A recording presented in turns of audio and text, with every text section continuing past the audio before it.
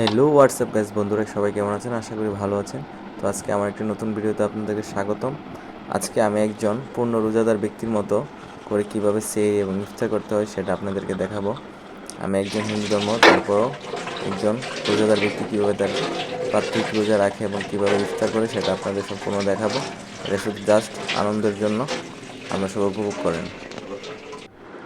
সবাইকে নতুন একটা ভিডিওতে স্বাগতম। তো আজকে অনেক দিন পর একটা ভিডিও বানাচ্ছি, তা আবার রাত্রে 4টার উপরে বাজে। কারণ হচ্ছে এখন তো রমজান মাস, যার কারণে আমাদের দুপুরের ব্যাচেলর লাইফে দুপুরের খাবার অফ, মিল বন্ধ। এখন আমাদের ইফতারের সময় খাবার দেয় আর সেহরিতে খাবার দেয়। তো এখন সেহরির টাইম। তো সেহরিতে আমাদেরকে আজকে কী দিয়েছে সেটা দেখবো। এখন আপনারা দেখেন যে ব্যাচেলর লাইফে আসলে কি হয়।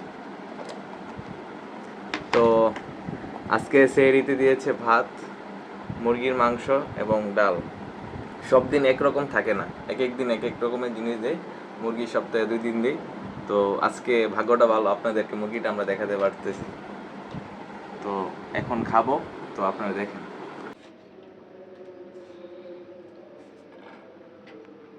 তো এখানে অল্প অল্প করে ভাত নিচ্ছি, কারণ যতটুকু খেতে পারবো ততটুকুই নিব, এত রাত্রে তো খাওয়া যায় না।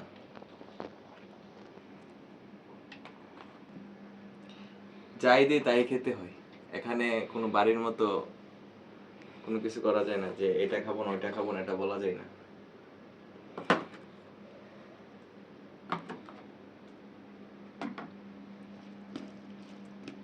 তো প্রথম বাইটটা নেব, দেখি কেমন হয়েছে আজকে তরকারিটা।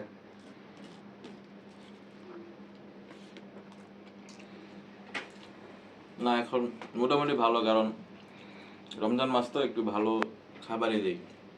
খাবার টেস্ট আগে থেকে একটু বাড়ছে, তো ভালো হইলো। তো খাই আমি এখন, পরে দেখা হচ্ছে আপনাদের সাথে।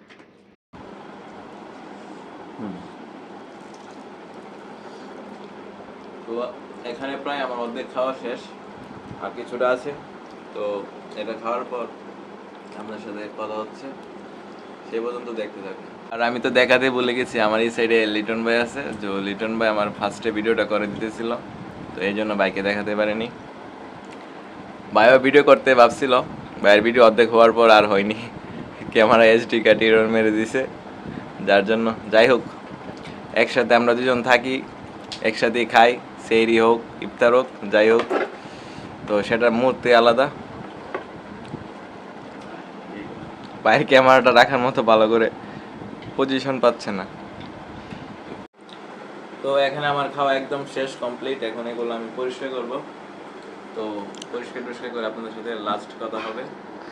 তো যান, খাওয়া একদম দেখেন, প্লেট পরিষ্কার করে নিচ্ছি। সবসময় মনে রাখবেন, খাওয়ার পর অবশ্যই সব কিছু পরিষ্কার করবেন, কারণ নিজেকে পরিষ্কার পরিচ্ছন্ন না রাখলে সেটা অনেক মন্দ দেখায় এবং খুব বাজে এফেক্ট হয়।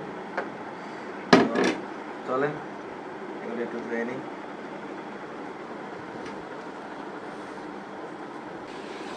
তো এটা হচ্ছে সাদা একটা টেবিল, যদি ভালো করে না পুষে এটার মধ্যে অনেক সময় দাগ পড়ে যাবে, যার জন্য পুষতে হয়। কেউ নাই তো, এটার লাইফে এরকম ভাবে চলতে হয়, নিজেরটা নিজেরই করতে। সামনে তো আমাদের লিটন ভাইয়ের বিয়া, তো ভাইয়ের তো আর কিছুদিন কষ্ট করতে হবে ব্যাচেলর লাইফ, কিন্তু আমরা তো অনেকদিন করতে হবে। তো খাওয়া দাওয়া এখন শেষ হলো। যারা এতক্ষণ পর্যন্ত ভিডিওটা দেখছেন তাদেরকে অসংখ্য ধন্যবাদ। আরেকটা কথা বলে রাখি, সবাই হয়তো ভাবতে পারেন আমি একজন মুসলিম, আসলে আমি মুসলিম না, আমি একজন হিন্দু ধর্ম অনুসারী। তো আমার রুমের যে রুমমেট লিটন ভাই, উনি একজন মুসলিম, উনি রোজা রাখে প্রত্যেক দিন। তো ভাইয়ের সাথে আমি বিষয়টা এনজয় করার জন্য আমিও সেহরিতে খাবার খাই এবং ইফতারের সময় ইফতার করি। তো কেউ এটাকে অন্য মাইন্ডে নেবেন না, জাস্ট এনজয়মেন্টের জন্য। এবং যারা ভিডিওটা দেখছেন তাদেরকে আবার অসংখ্য ধন্যবাদ। ভালো লাগলে লাইক কমেন্ট শেয়ার করবেন এবং ইউটিউব থেকে দেখলে আমার চ্যানেলটা অবশ্যই সাবস্ক্রাইব করবেন। Bye bye, good night.